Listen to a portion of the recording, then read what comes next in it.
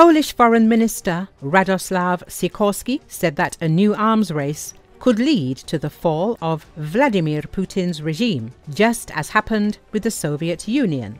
According to the Polish diplomat, the Kremlin is repeating the mistakes of the past. Having started a costly war, Putin is forced to sharply increase military spending. At the same time, Russia's actions have provoked a large-scale increase in defense budgets in the West. Sikorski believes that Putin himself created a situation in which Russia cannot economically withstand a long war.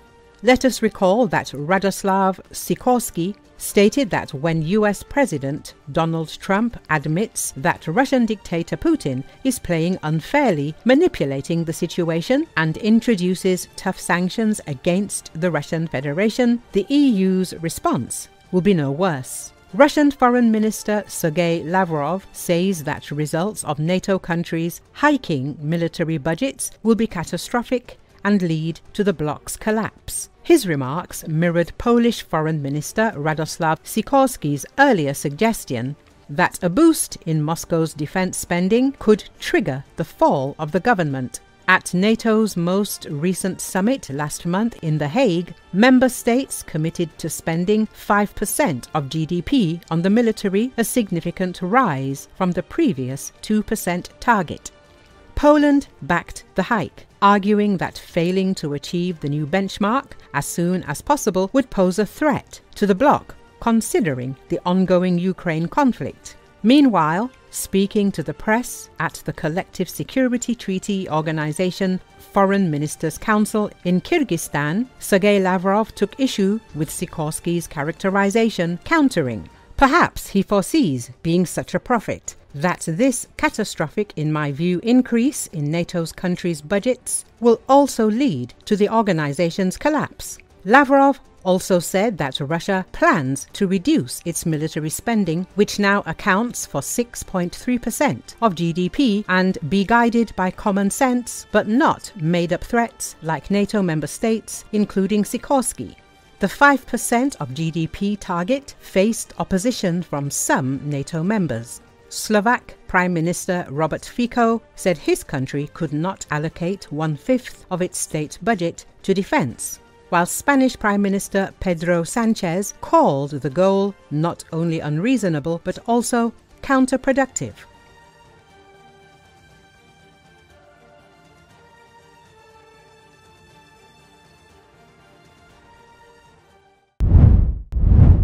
The Ukrainian Special Operations Forces (SSO) has halted a Russian incursion on northern Sumy region on the border, Kiev Post reported on Wednesday.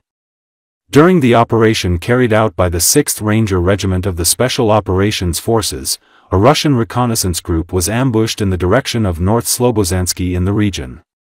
Video footage released by the SSO on Telegram app features body camera and infrared camera recordings of a close combat that left several Russian troops dead. Only one of the Russian soldiers survived and surrendered to Ukrainian troops. One clip features the moment the captured Russian soldier expresses gratitude to the Ukrainian forces for sparing his life. The exact location and the timing of the operation has yet to be verified. In the statement posted on Telegram, the Special Operation Forces described operation as the further proof of the Ukrainian Special Forces' skill and effectiveness in defending the country's borders in the war with Russia. Ukrainian armed forces have been issuing updates for the North Slobozansky front, starting June 16 due to Russia's military activity near the border, particularly around the Sumy region. Recent Russian incursion attempt came amid Russian military's heightened activity in northern Ukraine. Ukrainian Armed Forces Commander-in-Chief Oleksandr Syrsky stated on June 26 that Ukraine had stabilized the front and halted Russian gains in Sumy region. The statement is in contrast to U.S. media reports, which stated earlier that the Kremlin has gathered around 50,000 troops near Sumy after pushing Ukrainian forces out of neighboring Kursk region.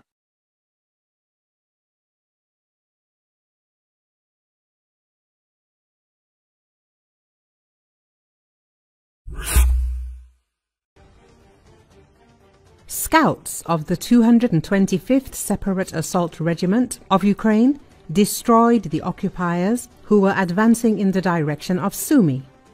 Among the trophies was a knife that had previously seemed like a legend. This was reported by the regiment commander Ole Shiryev. The regiment commander, who does not consider himself a newbie in knife fighting, admits, "We really thought for a long time that a knife that also shoots is a Soviet myth, but when we captured it, we were convinced such a specimen exists." We are talking about the NRS, a special scout knife. This is a unique development of the 1970s, which was manufactured at the Tula arms plant. The knife combines a cold weapon and a firearm in one body. The NRS is equipped with a high-quality blade with a saw on the back for cutting metal rods up to 1 centimeter thick. The main feature is the single-shot system. The aiming range is up to 25 centimeters. The regiment's commander, Major Ole Shiryayev, who is well-versed in knife combat, admitted that it was the first time he had seen such a weapon in real life. Currently, fighting is ongoing in Sumy. The Ukrainian command has redeployed a unit of the 113th Separate Brigade to the Sumy direction from the Kharkiv area, the Russian security forces told TASS. The analysis of Ukrainian volunteer publications shows that units of the Kharkiv 113th Territorial Defense Brigade, which were previously part of the 16th Army Corps, are operating in the Sumy area, the sources said. According to them, the Ukrainian command, trying to recapture lost positions, is transferring new units to the Sumy direction. The fighters of Russia's Battle Group North grind down the enemy manpower and continue their successful offensive on this section of the front.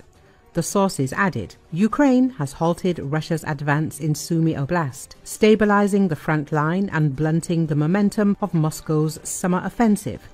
Commander-in-Chief Alexander Sirsky said recently, "Based on the results of May and June, we can say that this year's wave of the enemy's summer offensive from Russian territory is faltering." Sirsky said, reporting that Russian troops in the northeastern border region had been stopped. Moscow launched its new summer campaign in May, aiming to push deeper into Ukraine's northeastern and eastern regions, disregarding Kiev's calls for an unconditional ceasefire. Russian forces had made modest gains, occupying around 449 square kilometers in May, the highest monthly total in 2025, according to the open-source intelligence group Deep State.